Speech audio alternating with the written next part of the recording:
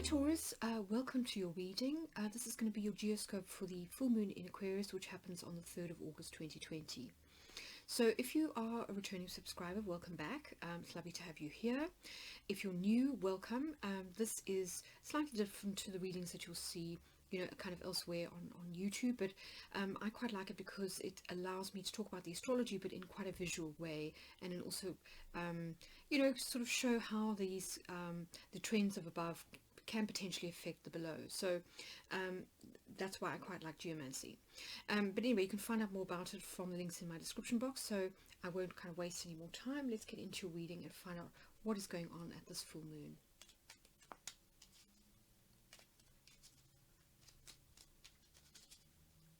So for those of you who are new, generally speaking, as an astrologer, for me, full moons are about culminations or endings. So even though it occurs at the beginning of the month, I think it's best to sort of just realize that that's because the solar and the lunar cycles are a little bit out of sync. But essentially your biorhythms are synced to the cycles of the moon. So this is still, even though it's the beginning of the month, it's a time for sort of things to either come to fruition or to leave our reality. And of course these readings last for approximately 2 weeks, because new moons and full moons begin 2-week cycles. So the new moon begins the waxing moon cycle, and then the full moon sets in motion the waning moon cycle, which lasts for the 14 days that follow.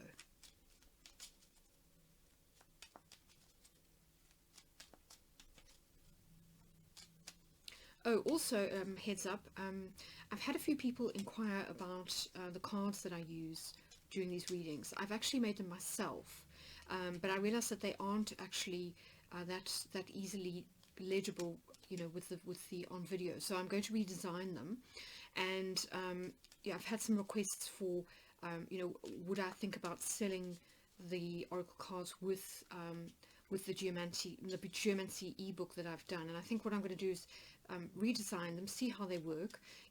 If they are successful, then I may just issue some with a print version of that book, and see how that goes. But anyway, whoops, let's get into your reading.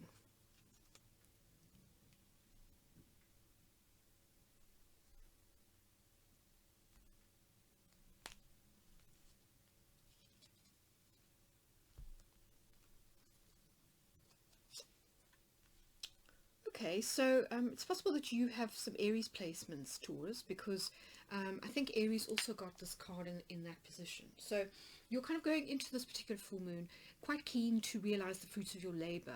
Acquisitio is gain, so this is Jupiter in the sign of Sagittarius, and this is all about that kind of Six of Pentacles energy. So it's really about wanting to kind of reap the fruits of your hard work, possibly see some good karma pay off, but it's generally about wanting success, financial stability, abundance, that kind of thing. Okay, and then this is your 4th house of roots and home and family, and this is actually the house where the full moon is going to take place. So this is the house of Aquarius. No, it's not. It's the house of Leo. So this is where the sun is going to be during the full moon. This is where the moon will be. So you've got Via here. I think what's throwing me is the fact that this is ruled by the moon in Cancer. So Via is all about kind of movement, flux, momentum, things changing. It's literally a road or a path. That's why we've got the 4 single dots. It's meant to be like a path, similar to sort of Dick Whittington and his cat, setting out the open road, etc., etc. So it can be about relocation or moving house, but it can also just be about movement within the home. So kind of people coming in, people leaving, a lot of kind of movement happening. Or if things have been stuck in this area, it means that things are going to start to flow again.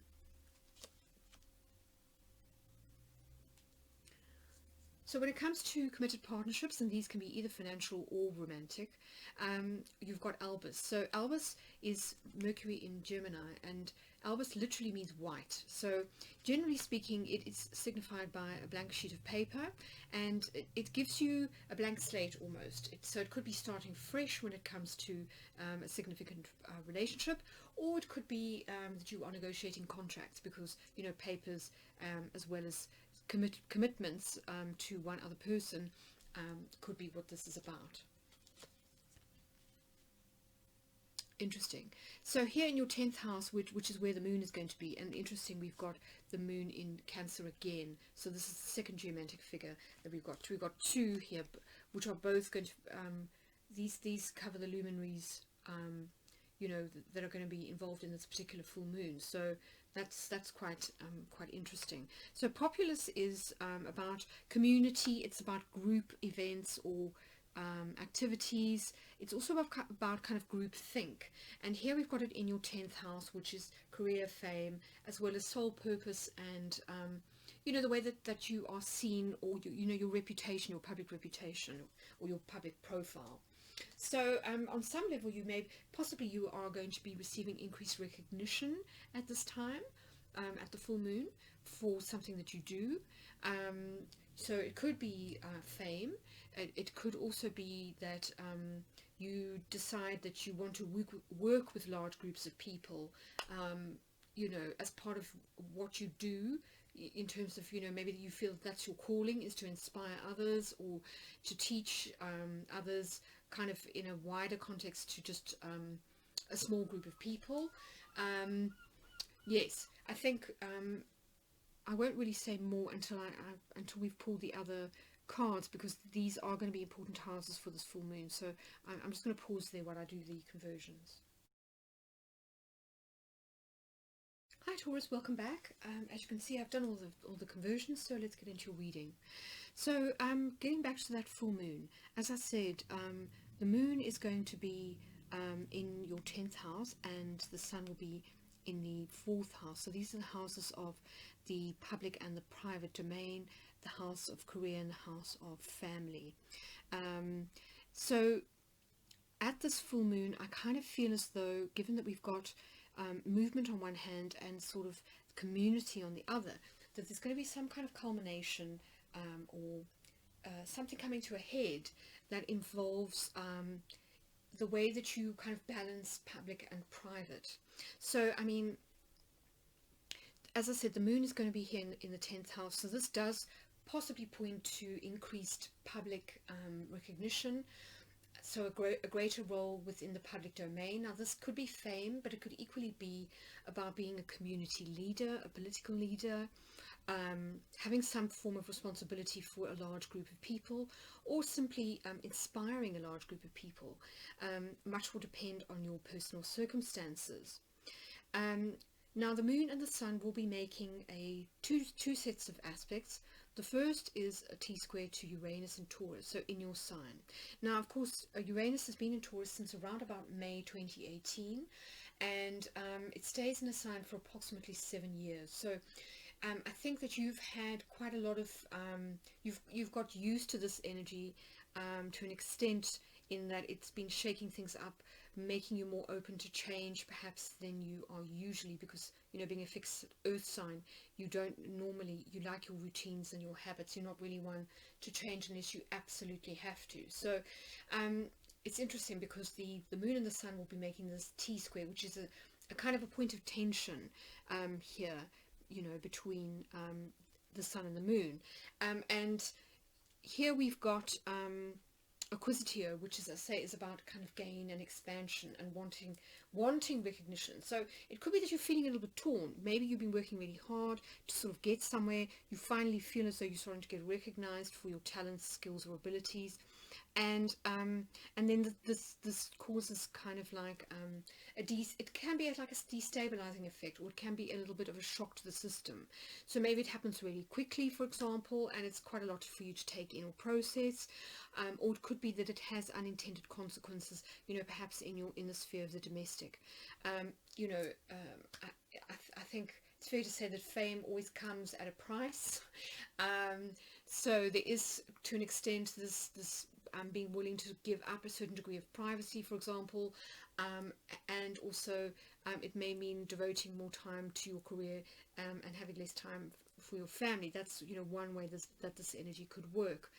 It could also be that you yourself need to get used to the change. I kind of feel as though, because Uranus is here in your first house, that it is either a shock to your physical body, or, you know, it maybe require a change of, you know, maybe you feel, oh my God, I need to have a makeover because I'm now more visible, and maybe, you know, you're not happy with whatever, you know, your hair, your teeth, whatever it is, and so you suddenly feel more pressure to sort of change your appearance, because the first house can be about appearance. And then the second aspect that is happening is that the Sun and the Moon will be making positive aspects to Chiron, which is in Aries here in your 12th house. So Chiron is about healing the wounds of the past, and interestingly, Chiron is currently retrograde, so it is really emphasizing the need to kind of go back and do your inner child work, heal your wounds, overcome traumas and not let them hold you back. And of course, nothing can be more triggering than, you know, for example, being under the glare of the spotlight. So I do feel as though there is this potential here over the next 2 weeks to heal some stuff that's in your psyche, some subconscious stuff that maybe you aren't necessarily aware of. Do a bit of shadow work. Maybe it's stuff that you tend to project onto other people, and now you're going to have to kind of like own it, because otherwise there is the potential here for this to be reflected back to you by, you know, large groups of people. So here we have a Missio. Now Missio is your planet and sign. It's Venus and Taurus, and a Missio can be about the unattainable. So it could be that there's a sense here of you never thought it was possible that you could ever be successful, that a part of you is afraid of success. You know, that's not uncommon, and so there's this need to get rid of any self-sabotage kind of aspects that are going on. It could also be that it makes you aware of how transient things are. You know, you can be sort of here today and gone tomorrow, so, you know, the fame can be a bit of a flash in the pan, and I think it's healthy to have that sort of sense of, you know, living in the now and enjoying the moment, but not necessarily expecting things to last forever. So just making the most of the sort of good fortune while it is here. So those are the main lunar aspects. Then the other aspects that will also play into this energy are a couple of oppositions involving Mercury, and these will happen both before and after the full moon. So just before Mercury will make this opposition to Jupiter, and then it will continue on to make the same aspect to both Pluto and Saturn, and they're all sitting in Capricorn. So for you, that is kind of your 9th house. Now the 9th house is the house of quite a few things. It's foreign relations, it is publishing, it's higher education, it is religion, culture and spirituality, it's the law, and it's also kind of foreign cultures or lands or travel. So you've got Latitia here, which is Jupiter in Pisces, and this is a really positive geomantic figure. It's very expansive, but it's expansive in the emotional body rather than in the, you know, in the physical manifestation. So this is about feeling expanded, happy, kind of, you know, almost getting into that cosmic state where you can see things from a higher perspective, and seeing things with love, you know, even negative events, being able to understand why they've happened, to see what they've taught you, so to really see the bigger picture. And I think that's going to be important right now, given that Mercury in Cancer is going to be sort of pulling you in the opposite direction. So here we've got a Missio again in your 3rd house. Now the 3rd house is the house of communication, but it's also about our kind of conscious mental outlook on things, how we tend to interpret them from a cerebral point of view. So this is about knowledge, but this is about wisdom, and I think it's going to be important to sort of maintain that balance between knowledge and wisdom. And it definitely looks to me as though of the two that you need to sort of lean more towards the wisdom end of the scale, you know, those 3 planets in Capricorn, because in terms of geomantic figures, this is a much more positive figure than a Missio. But I think it's harking back to this 12th house connection. So it's definitely, to me, talking about your perspective, Mercury here. So I think the key thing is going to be not to get triggered, because there is a possibility with those oppositions that you could get triggered by whatever happens in the external world. So there is a possibility of kind of knee-jerk emotional reactions, which are probably going to lean towards things like self-pity, sulking, guilt trips, etc. So those are the kind of things that you want to try and avoid. And as I say, try to sort of stay in a happy place and not to kind of get too, to feel like a victim. Even if there's been unfair circumstances, or you feel that you've been spoken to badly or treated badly, I think the key thing is to maintain that higher perspective, because that will keep you grounded. This is earth energy that you've got going on here, and it's 3 outer planets. So I think it's really important to maintain that that higher perspective on things, this sort of spiritual perspective. And look, if we look at your outcome, we have these 2 cards mirrored in your outcome, Letitia and a Missio. But the key thing here is that the 3rd card is Albus, which is detachment. So if we look at, for example, your 7th house, we've got Albus reflected here too, as well as your 6th house of work and work colleagues.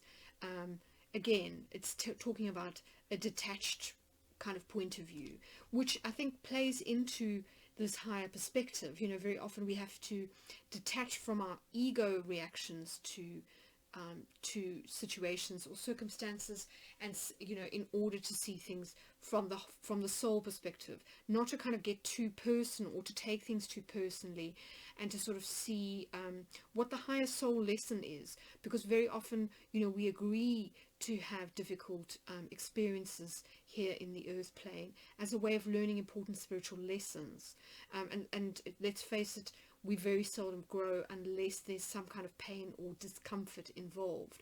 So I think it's very important to sort of bear that in mind if challenging circumstances come up, or if you feel that people are sort of challenging you. And I think where you are likely to feel challenged is in the area of money, because here we have Rubeus, which is Mars in Scorpio, and this tends to be a little bit obsessive, or it can be a little bit resentful. So it can be kind of drama, or feeling cheated, or somehow shortchanged when it comes to money, physical possessions, or self-esteem or self-worth. So feeling slighted, for example, by somebody else, or disrespected, or it could be that you don't feel that you were paid what you were worth, in a particular situation. And this could be why we have Albus here. There could be some kind of labor dispute going on, contractual negotiations, for example, or renegotiations. And I think it's going to be important to just keep your cool, and to see things from a logical perspective, to think things through, to ask lots of questions, to get more information before you make decisions, rather than kind of get too stuck in a position of resentment, or feeling that you have to go behind people's backs and sort of be a little bit sneaky, because Rubeus can be a little bit like the 7 of Swords sort of energy, evasive and sneaky. So yes, I think that's going to be important. But overall, you've got a lot of positive figures here. You've got Fortuna Minor, which is repeated a couple of times. It's also repeated in your 11th house. So I feel like when it comes to children and friendships, that things are looking good. You're feeling like fortune is smiling on you. You feel like people, particularly friends, are looking out for you. So that's a really good thing. And yeah, and as I say, I think you are going to be feeling quite loved, in the sense that, you know, you may be a bit more kind of popular than usual, or feel that you found your soul tribe. That's another way that that energy could be expressed, is that you finally finding and are attracting your soul tribe. So yeah, I think overall very positive. Outcome wise, as I said, we've got Lactitia, we've got Albus, and we've got Amicio. And so I think it's kind of saying, don't get too kind of stuck in wanting to preserve the way things are, or you know, there is a tendency when things are going well to sort of want to stay there forever. And I think it's important to maintain a sense of flow right now, especially with Via here in your fourth house, because Amicio can be about transience. It's about the transience of the material dimension. And you know, when it comes to nature, nothing stays the same. We have the seasons, and those are physical evidence of the fact that everything is always undergoing change. You know, there is this kind of constant cycle of death and rebirth going on around us every year, every month, with the lunar cycle. And I think it's important to sort of maintain that perspective, that right relationship with nature, and to allow things to flow. Because then, if you don't cling to things, this is what I feel that Albus is so good about teaching us. You know, Albus is so much about detachment and about just allowing things to be what they are, rather than what we want them to be. You know, that I think, you know, Buddhists are so good at kind of cultivating, is just sort of allowing things to be what they are, not getting too personally attached to things, because that is sometimes a problem with Taurus. You know, Taurus can be a little bit possessive. We want to kind of like make things mine. We want to kind of like hang on to things, because we, you know, we need that feeling of security. But you know, as we know, the only real constant in the material realm is that of change. So I think it's really important to accept that, and that if you're able to detach, you will find yourself in a very, like, a lighter, happier place. And I think in a way Lactitia here is about that kind of unbearable lightness of being, that, you know, Milan Kundera talks about in his book. And I think that's what you are cultivating at this time with those oppositions. So I think, you know, if nothing else during this 2-week period, I think really learning to let go of things that are causing unhappiness, and cultivating a sort of a lighter attitude will definitely serve you in good stead, you know, during this particular period. But you know, bear in mind that this is only 2 weeks, and of course things can change again when we get to the next new moon. So again, you know, I think keeping that flow in mind here. But anyway, I hope that's been helpful, Taurus. Do let me know in the comments if it's resonated, and if you've enjoyed this video, please hit the like button. I do these readings twice a month for all of the zodiac signs. So you know, do if you're enjoying this, then think about subscribing, because it means you'll get notified the next time that I post a video. But in the meantime, I'm wishing you all the very best.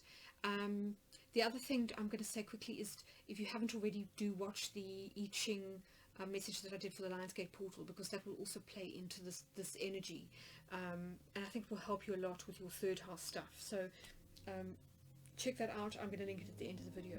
But anyway, all the very best, full moon blessings to you, and I'll catch you again in a couple of weeks.